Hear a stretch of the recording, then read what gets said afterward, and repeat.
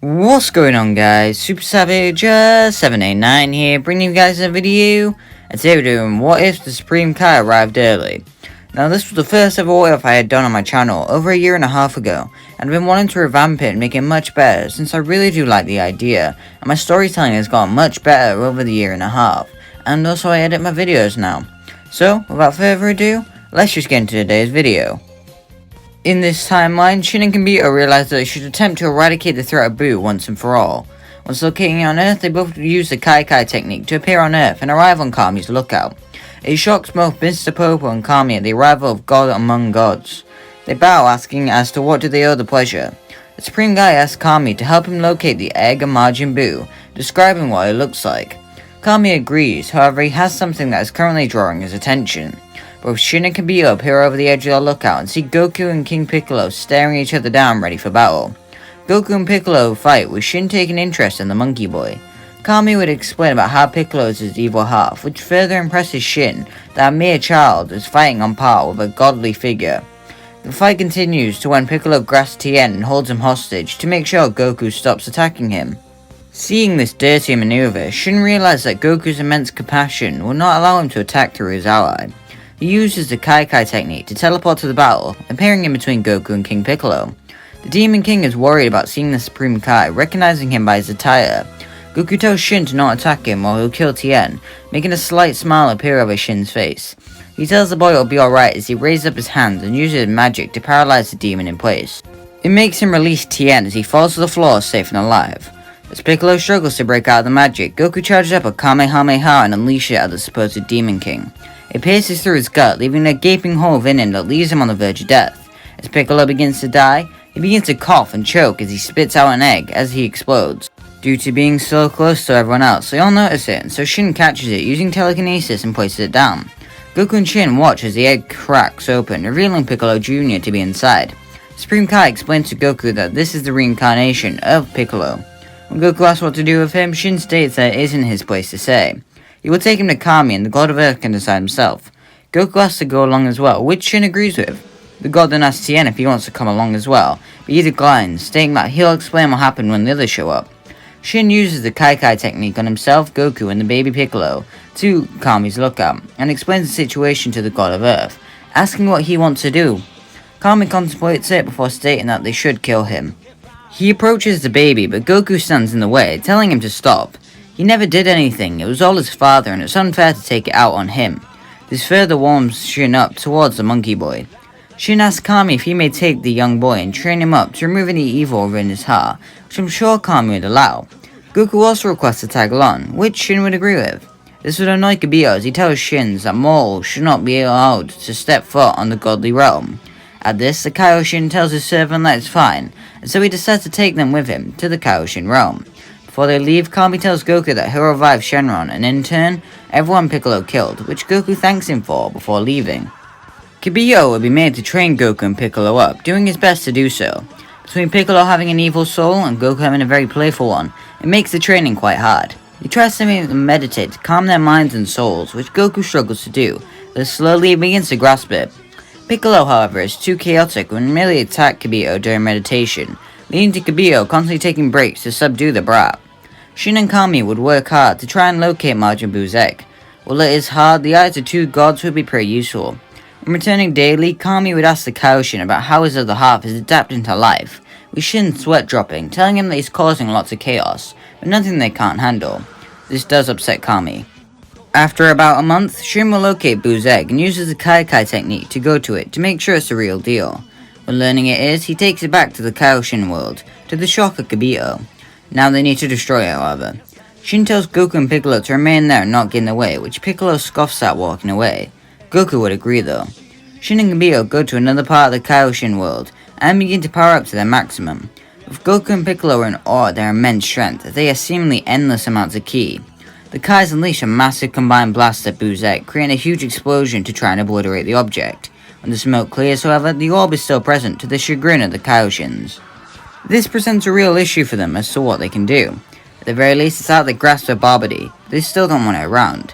You can maybe ask Beerus to destroy it, but with the way he sleeps, it's unlikely he'll awaken for a couple hundred years. They can maybe train to be strong enough, but that's just a hypothetical, judging by the strength of Buu. Maybe they could train Goku and Piccolo to be strong enough to fend off Babdi's forces and stop Buu if he was ever revived. Kibito and Shin began to train Goku and Piccolo to become strong enough when Babdi shows himself. It is mostly meditation, though there definitely are some sparring matches, very similar to how Whis trains them, by dodging every attack with ease. At first, Piccolo would be against all of it since he is evil. Seeing the Kai's strength makes Piccolo realize that if he plays along, he'll get so much stronger that beating Goku and conquering Earth would be much easier. Slowly over time, through spending time with Goku constantly, as well as Shin and Kibito, Piccolo gradually turns good. It's a slow process, but definitely noticeable. The Kais will teach Goku and Piccolo the Kai technique, since it'd be quite useful. Goku and Piccolo would both make it a competition to see who can learn it first, which Piccolo accomplishes due to his constant meditation. It also shows a parallel to how Kami can do it, so that's nice. Goku and Piccolo both try to pull out the Z-Sword constantly, since it is said to be good for training. Despite how hard they try, however, they just can't seem to do it. They try everything from using the Kai to teleport the sword out of the ground, or use Piccolo's extending arms and fly upwards. Try as they might, however, it just doesn't seem to budge. On Earth, Kami would still be anxious about Piccolo's inevitable return. He does trust the Kais and Goku as they clearly do good stuff, but Piccolo might be deceiving them and strike when they don't expect it. So if he prepares for that possibility, at the very least, they would have a backup plan. Kami contacts Tien, requesting him to come up to the lookout and train. He knows the Mafubone is most likely the strongest human alive, meaning that he'd be the best bet to combat Piccolo if everything went sideways. Chiaotzu would come along with Tien, and the duo would train with Kami for 3 years. This training would be quite beneficial since Tien already meditated and did that stuff, so you see some good gains as does Chiaotzu. I'll give these 3 main fighters power levels, but we need to come up with the original. I talked with the best power scaler I know, and he and I both approve of the original canon power levels of Piccolo, Tien, and Goku during the 23rd Tenkaichi Budokai. So I'll have the OG power levels on the top, and this timeline's power levels below it. Goku and Piccolo would have a power level of 60 and 64 after 3 years, since they've been doing the same training. It may seem drastic to have them already stronger than Raditz, however it does make sense since they're training with people who could one-shot Frieza. Tien would have a power level of 660, since Kami would be making sure Tien is prepared to take on Piccolo. He may make him train in the time chamber for a couple days inside there, so he can take the harsh conditions and train intensely daring. It still is nowhere near Goku and Piccolo, but it does seem right, since it'd be somewhere around this. The 23rd Tenkaichi Budokai would arrive, with everyone attending like normal. When Goku and Piccolo arrive using the Kai technique, they'd all comment on Goku's weird costume, which he laughs at. He asks Piccolo to put him something more comfy, but he tells him no as it's part of his training, to wear it while he's fighting. It's odd seeing Goku and Piccolo acting so friendly, but it's something they'll have to get used to. The tournament roster would still be the same, with Chiaotzu still getting beaten in the preliminaries. We'll keep the tournament roster the same order since narratively it is pretty sound. Also, Kami would still possess Hero to make sure Piccolo isn't evil. When Tien fights Cyborg Tao, the fight's a lot more one-sided.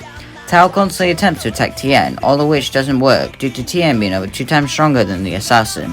So the attacks merely bounce off Tien, and with a couple powerful hits, Tao is taken out of the arena and flung flying. The Goku and Chi-Chi's fight goes the same. Piccolo and Krillin have a fight.